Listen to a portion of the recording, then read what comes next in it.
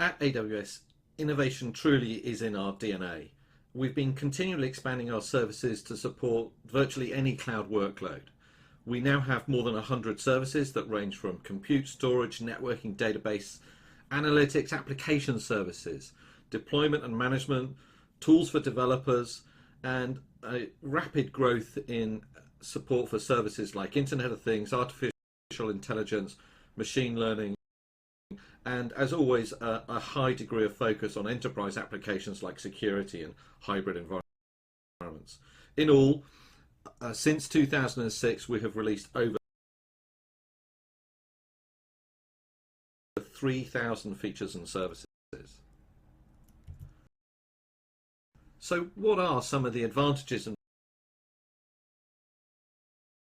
benefits of using AWS cloud computing? So we think of trading capital expense for variable expense. Instead of investing heavily in data centers and servers before you know how you're going to use them and what's the utilization efficiency around those services, now you can pay on a consumption-based model. Pay only for what you use when you consume it, and pay only for the amount that you consume. But it's not all about this capex for OpEx. It's also about becoming cost optimized and becoming efficient as an organization and making dynamic changes to what you have running. It's also about benefiting from the massive economies of scale that is available in the cloud. You can achieve lower variable cost than you can get on your own. Because usage from hundreds of thousands of customers is aggregated in the cloud, we are able to achieve higher economies of scale, and that translates into lower pay-as-you-go pricing. We also talk a lot about stop guessing capacity. Eliminate the guessing about your infrastructure capacity needs. When you make a capacity decision before deploying an application, you often end up sitting on expensive idle resources or just dealing with limited capacity. With cloud computing, these problems just go away. You can access as much or as little as you need and scale up and down dynamically as required in only a few minutes' notice. This leads to increasing speed and agility. Again, in a cloud computing environment, new IT resources are only ever a click away, and this means you can reduce the time it takes to make those resources available to your developers from weeks to just minutes. This results in a dramatic increase in agility for the organization because cost and time it takes to experiment and develop is significantly lower. Obviously, all of this leads you to stop spending money on running and maintaining your existing data centers. With such a significant amount of a company's annual IT budget being spent on staying in the same place, maintaining what you have, we really want to try and encourage people to take advantage of stop spending that money on maintenance and instead maybe reinvest that money on innovation. And then finally, you can take advantage of going global in minutes. Easily deploy your application in multiple geographic regions around the world with just a few clicks.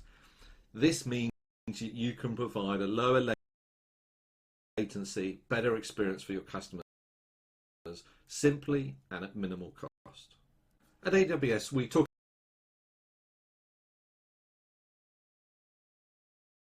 about something which we refer to as the well-architected framework. This is a set of 5 pillars helping you make good decisions about what you build and use inside of AWS. And we start by always thinking about security, and the security pillar focuses on protecting information and systems. Key topics include things like confidentiality, integrity of data, identifying and managing who can do what with what privileges you allocate them, how do we protect systems, and establish controls to detect security events. We also have reliability. The reliability pillar focuses on the ability to prevent and quickly recover from any failures, allowing your business to meet customer demand. Key topics include things like foundational elements around setup, cross-project requirements, recovery planning, and how we handle change. Next comes the performance efficiency pillar, focusing on using IT and computing resources efficiently. Key topics include things like selecting the right type of resource and sizing it correctly based on the workload requirements? How do we monitor that performance and make informed decisions to maintain efficiency as the business needs evolve?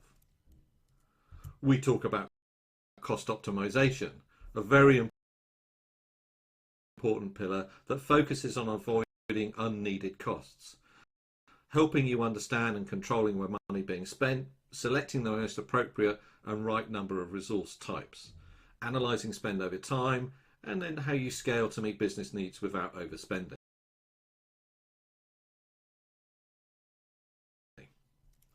And all of this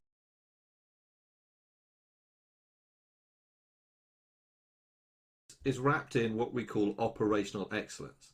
This is the set of skills that you build to operate on running and maintaining and monitoring your systems to ensure that you're delivering business value. How do you use this to continuously improve process and procedures in your management and automation of your IT environment? Leading on from the well-architected framework, the AWS Trusted Advisor service is an online resource to help you reduce cost, increase performance, improve security by optimizing your AWS environment. Trusted Advisor provides real-time guidance to help you provision your resources following AWS best practices. So let's have a look at a demo to learn more. In this demo, we're going to look at the Trusted Advisor service.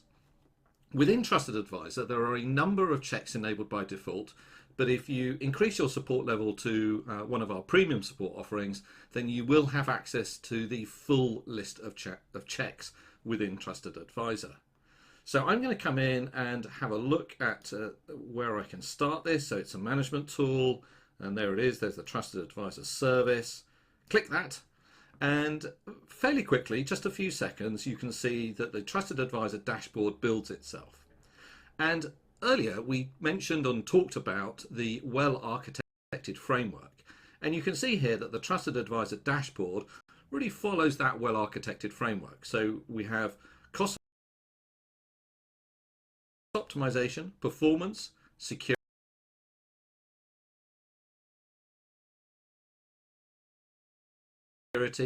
fault tolerance, but we also have an additional column here which is called service limits. In your AWS accounts, you have both soft and hard service limits. These limits are not here to constrain you, they're purely to protect you from maybe having runaway scaling, auto-scaling incidents, which can happen for early users when they don't fully understand how it works. So we give a lot of soft limits to protect you. When you feel ready and you want to take these limits away, you can, no problem at all, just come up to support, raise a ticket and ask for however many EC2s, however many VPCs that it is that you think you need. Now, Trusted Advisor is giving me advice on all of these four pillars. And it's telling me that for cost optimization, I've done reasonably well. I've got 7 green ticks against 7 of the checks. But I've got some investigation recommended or advisory warnings for 2.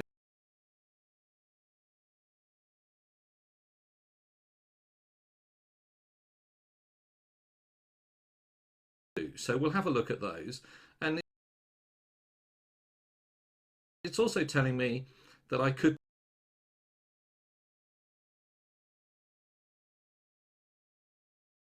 potentially save $11.36 a month. Now, I know that's not a lot of money, but this is just a very small AWS account that I use purely for demo reasons. If this was a big corporate account, you might be able to save many thousands of pounds, depending upon how operationally excellent you have been. And there is the fifth of the well-architected pillars in managing the services and operations that you're carrying out in your account.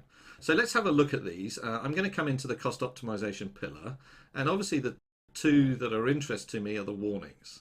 The first warning is about Amazon EC2 reserved instances optimization. Now, reserved instances is a more cost-effective way of consuming EC2 resources or EC2 instances. It allows me, with a bit of planning, to work out what is the baseline level of EC2s I use and pre-purchase or pre-commit to those EC2s. I can get a saving anywhere from 50% all the way up to 75% in savings on the on-demand EC2 price. So it's really worth me paying attention to this. If I come into this information, it will actually tell me the two servers, the two EC2 servers that it is talking about, and then will show me the cost breakdowns and the efficiencies that I can achieve for those. So my annual savings, approximately $136 if I take advantage of some of this optimal reserved instant pricing. The second warning is about an unassociated elastic IP address. An elastic IP address is a publicly addressable IP address. And the word is unassociated here means I haven't connected that IP address to any EC2 resource within AWS. So it's really inefficient. We don't want to consume public IPs, they're a finite resource, without actually associating it to some form of compute service underneath that. So it's just a recommendation here that I have this public IP address. I could take advantage and disable that or get rid of that in my account. So that would be a good thing for me to do. Let's come back and have a look at one of the other checks as well. So you can see here I've got a security and I've got a serious alert action recommended that I need to carry out. So let's have a look at that. And it's telling me here that I haven't got AWS CloudTrail turned on for all of the regions that it's currently available in around AWS. So this is certainly something that I should consider doing, and we will talk more about CloudTrail during the security module. Again, my recommendation to you is for you not to come to a trusted advisor, but for trusted advisor to come to you. So come in here, set some email addresses, and then once a week, trusted advisor will send all of these alerts out to you, and you can sit there as maybe one of your Friday morning duties just to review that email and see if there's some ways that you can make your environment more efficient from cost, security, fault tolerance, and performance. So that was Trusted Advisor, and let's continue with the rest of this module. The AWS Global Cloud Infrastructure is built around regions and availability zones, or we refer to those as AZs. A region is a physical location in the world where we have multiple availability zones. An availability zone consists of one or more discrete data centers. Each of those data centers with redundant power, networking and connectivity housed in separate facilities. These availability zones offer you the ability to operate production-ready applications and databases which are more highly available, fault-tolerant and scalable than would be possible from a single data center. The AWS Cloud today operates in 49 availability zones across 18 different geographic regions. We also have announced plans to expand across 12 new availability zones in 4 new geographic regions. So let's look more closely at a region. A region is made up of 2 or more availability zones that allows us to distribute our application architecture across those multiple availability zones so we can achieve higher availability and fault tolerance in that architecture. For example, you could consider, instead of running one large EC2 server, split that large server into 2 smaller servers and distribute them across 2 or more of the availability zones. Typically, the cost of 2 smaller 2 small servers is about the same as 1 large server. Availability zones are connected by low latency, high bandwidth connections. Also operating within our global infrastructure, we have something called edge locations. Edge locations are a local point of presence that supports certain AWS services. Some of those services are things like Amazon Route 53, our DNS service, Amazon CloudFront, which is our content caching network. We have 2 security services, our web application firewall, and also our AWS Security Shield service. Let's have a look at how we can build a network, or a VPC, Virtual Private Cloud, that maps to the AWS global infrastructure. In this example, we're going to build a VPC in the Ireland region, which is known as EU West 1. When building a VPC, we declare the network in the region, but we also declare subnets that map to each of the availability zones. In Ireland, we have 3 availability zones, so let's start by building out 3 subnets.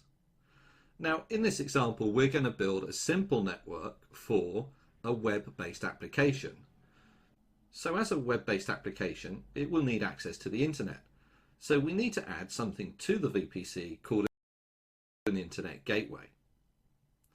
We can see here as well that the subnets that we have created have a route table, and I've called those public route table, and what makes them public is that we have defined they have access to the internet gateway. But like most applications, there are multiple tiers. So maybe we have a tier that we don't want to give access to the internet. We can again declare the subnets in the same way, but just by applying a different route table that does not have access to the internet gateway, we can help protect our resources in those environments. In this case, if we actually have a look at the servers that we would deploy, we can deploy our web servers, EC2 web servers, in the first tier, and maybe our database, relational database server in the second tier. So we have built some protection around those services on the routing tables. We do recommend, where possible, that you keep everything private. But if we made the web servers private for subnet 1B and subnet 1C, periodically they may need to go out and get access to the internet for operating systems updates. So we can do that by giving them access to something called a NAT, Network Address Translation, gateway. And again,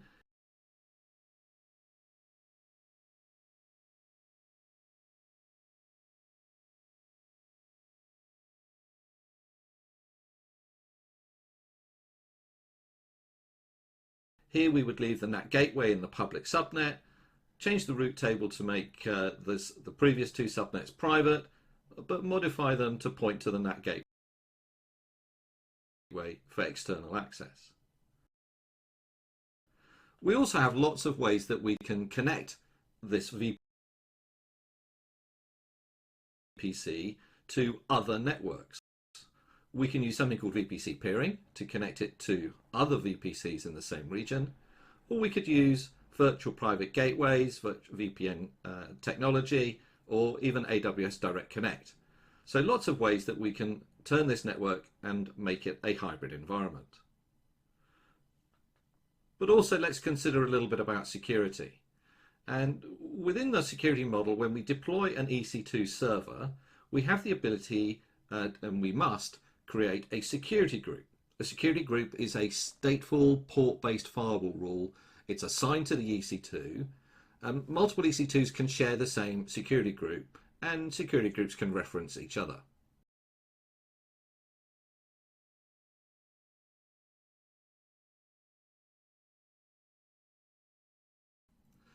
At the network layer, we have something called a Network Access Control List, or a NACL, or an ACL for short.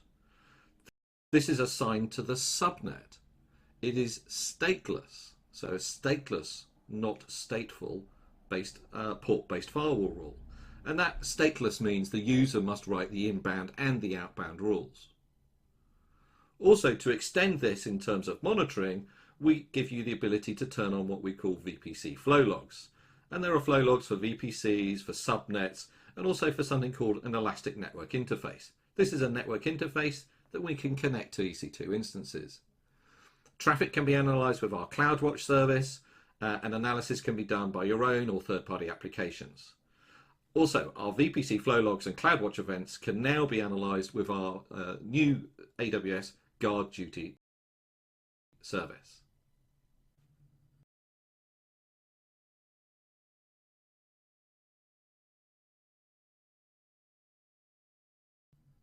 Okay, so in this next demo, we'll create a VPC that is fundamentally similar to what we saw in the presentation a few minutes ago. In this case, we're going to create the new VPC in the London region, which has two availability zones.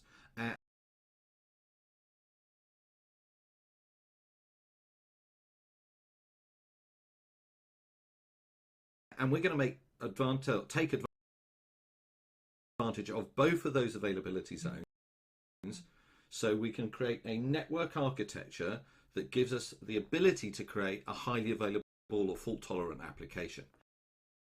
So the first thing to check is always that I'm in the right region.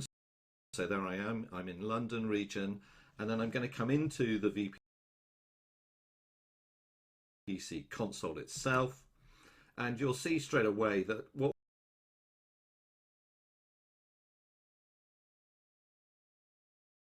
we have is a big blue button that says Start VPC Wizard. For today, I'm not going to use the wizard because I want you to see more of the steps that are involved behind the scenes in actually creating a VPC. So I'm going to come across to your VPCs, and then I'm going to click Create VPC. It starts by asking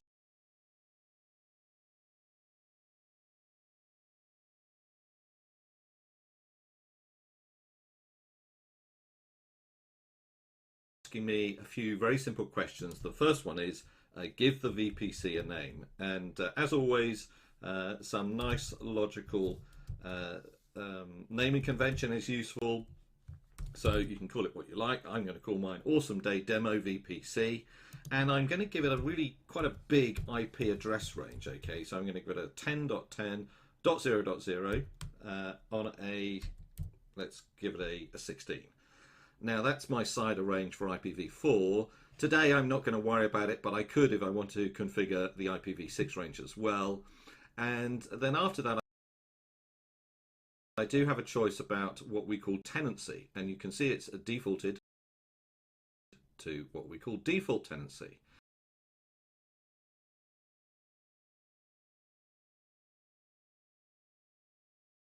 Selecting dedicated tenancy allows us to control a little bit more about how we isolate our EC2 instances. Please be aware there are some additional costs associated if you do choose to run dedicated instances or dedicated hosts. For today though, default is fine. Let's click Create, and in just a couple of seconds, that's it. We have created our first AWS VPC network. But we've got a little bit more work to do there. So the first thing is that throughout the demos today, we are going to create a multi-tier, two-tier web application.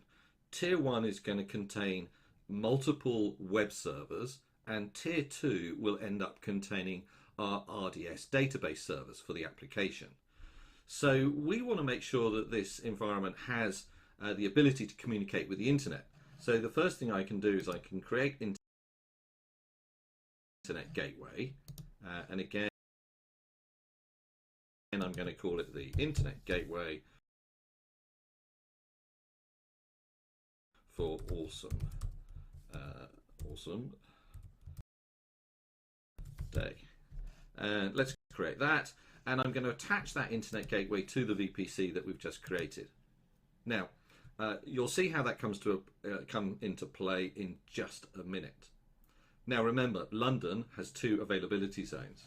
So let's create a subnet within our VPC and build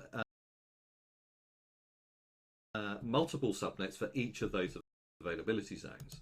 So I'm going to call it web tier, and I'm going to call it to A, and I'm going to match this subnet to the availability zone EU West 2A. I'm going to give it a portion of our IP address space that we have in the network. So 10.10.10, this time on a /24. I'm going to create that. And then as soon as that has created, again, just 3 or 4 seconds, I'm going to go through and create, guess what? Web tier 2B. And again, this time tying it to the other availability zone and giving it a different non-overlapping IP address space, 10.10.20 on a /24. So I've created 2 subnets in 2 different availability zones. We're going to deploy our application servers across those, and they're going to be web servers, so we want to give them access to the ability to communicate with the internet. So we have to do that with what we call route tables. So I'm going to create a custom route table, and I'm going to call it web tier public. And I like to call these things public because I know that I'm giving it access to the internet gateway or access to the internet. So let's create that. And let's modify the route table. And we're going to add a route to say if those web servers are looking for an IP address that is not in the VPC, then they can go out via that internet gateway that we created. So let's save that. So now we have a route table that allows our internal servers to communicate outbound to the internet. So that's good news. But what we want to modify is we want to come in to the subnets and now allocate that subnet to each of these subnets. Allocate this route table to each of those public subnets that we have. So let's modify that, save it, and then we'll come into the other subnet. We'll modify the subnet for that one, the route table for that one, and give that one access, save. So now what we have is a VPC that has the internet gateway attached to it.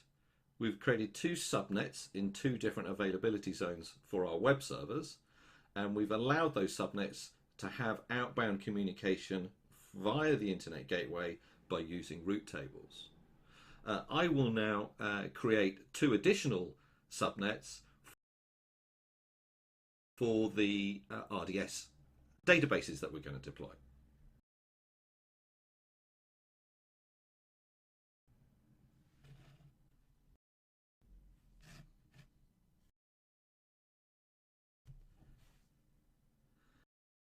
And there we have it. We've created now